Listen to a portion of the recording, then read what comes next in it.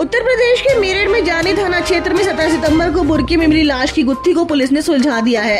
ये लाश असम की रहने वाली नईमा यास्मीन के निकली। पहले से शादीशुदा इमाम शहजाद ने अपने दोस्त नदीम के साथ मिलकर उसकी बेरहमी से हत्या कर डाली। पहले जूस में नींद की गोलियां मिलाई गई और फिर नदीम ने उसका रस्सी से गला दबाया और शहजाद ने छुरी से उसकी गर्दन काट डाली।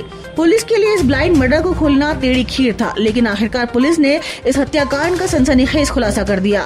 पुलिस लाइन में प्रेस कॉन्फ्रेंस में एसएसपी डॉक्टर विपिन ताड़ा ने बताया कि मुजफ्फरनगर के चरथावल की मस्जिद में इमाम शहजाद ने सोशल मीडिया के जरिए असम के डिब्रूगढ़ की रहने वाली नईमा यास्मीन को खुद को कपड़ा कारोबारी बताकर अपने प्रेम जाल में फंसाया और उससे निकाह कर लिया। महिला नईमा को जब पता चला कि शहजाद शादीशुदा है और उसके 3 बच्चे हैं तो उसने इस बात का विरोध करना शुरू कर दिया। बस यहीं से बात बिगड़ती चली गई। शहजाद ने अपने दर्जी दोस्त नदीम को 12,000 रुपए देकर हत्या में शामिल होने के लिए तैयार किया। बस फिर क्या था, दोनों ने प्लानिंग की। नईमा को बाजार चलने के बहाने बुलाया गया और जूस में नशीला पदार्थ पिलाकर उसकी हत्या कर डाली। यही नहीं, पुलिस को गुमराह करने के लिए 20 दिनों बाद पत्नी की गुमशुदगी भी दर्ज कराई गई। जानी पुलिस ने हत्या में इस्तेमाल छुरी और रस्सी बरामद कर ली है और दोनों हत्या आरोपियों को गिरफ्तार कर इस हत्याकांड का खुलासा करने वाली पुलिस टीम को एसएसपी ने 25,000 रुपए का इनाम भी दिया है और वहीं पुलिस टीम से हाथ मिलाकर उसकी हौसला अफजाई भी की गई है। पुलिस इस हत्याकांड का खुलासा करके दोनों आरोपियों को जेल भेज रही है। थाना जानी क्षेत्र में 17 सितंबर के दिनांक पर एक महिला का शव मिला, बुर्का पहने हुए महिला का। उसकी शिनाख्त नहीं हो पाई शव की। पोस्टमार्टम में उसका हत्या किया जाना पाया गया।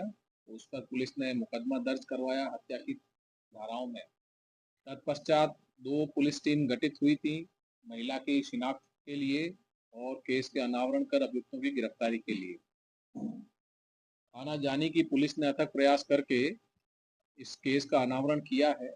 इसमें जो महिला है उनका नाम यास्मीन नईमा यास्मीन के नाम से शिनाख्त हुई है उनकी और वो आसाम की रहने वाली हैं। और जब इसमें प्रकरण में जानकारी की गई तो ज्ञात हुआ कि एक इमाम है चरथावल मुजफ्फरनगर के जिनका नाम शहजाद है, उनकी ये पत्नी के रूप में वहाँ रह रही थी और वहाँ से काफ़ी दिनों से गायब थी।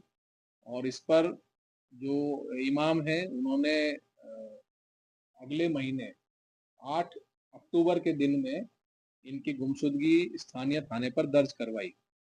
इसी से पुलिस को शक हुआ और वहां आसपास पूछताछ करने पर इन महिला की शिनाख्त नईमा के रूप में स्थापित हो गई। पड़ोसियों ने बताया कि ये काफ़ी समय से इमाम के यहाँ पर पत्नी के रूप में रह रही थी।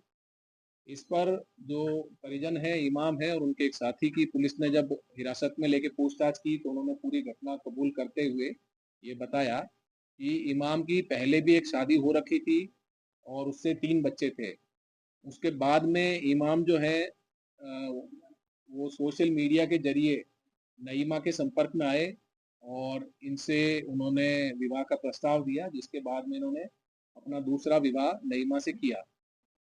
तत्पश्चात नईमा आकर इनके साथ रहने लगी मुजफ्फरनगर में और जहाँ पर एक ये मस्जिद में इमाम का काम करने लगे। परंतु दोनों के बीच में मतभेद होने लगे और इसमें जो इमाम है वो 5वीं कक्षा तक पढ़े थे और जो नईमा है वो ग्रेजुएट थी और एक मल्टीनेशनल कंपनीज में भी पहले काम कर चुकी थी।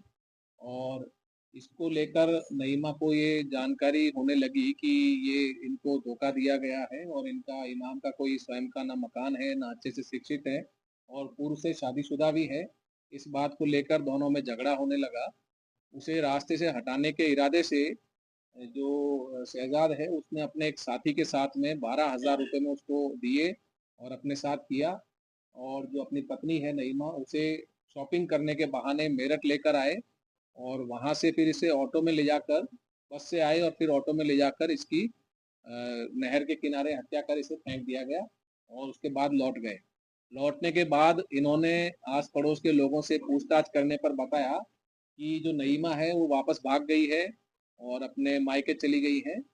परंतु ज़्यादा पूछताछ होने पर इन्होंने अपने बचाव के लिए स्थानीय थाने में करीब 20 दिन बाद जाकर गुमशुदगी दर्ज करवाई।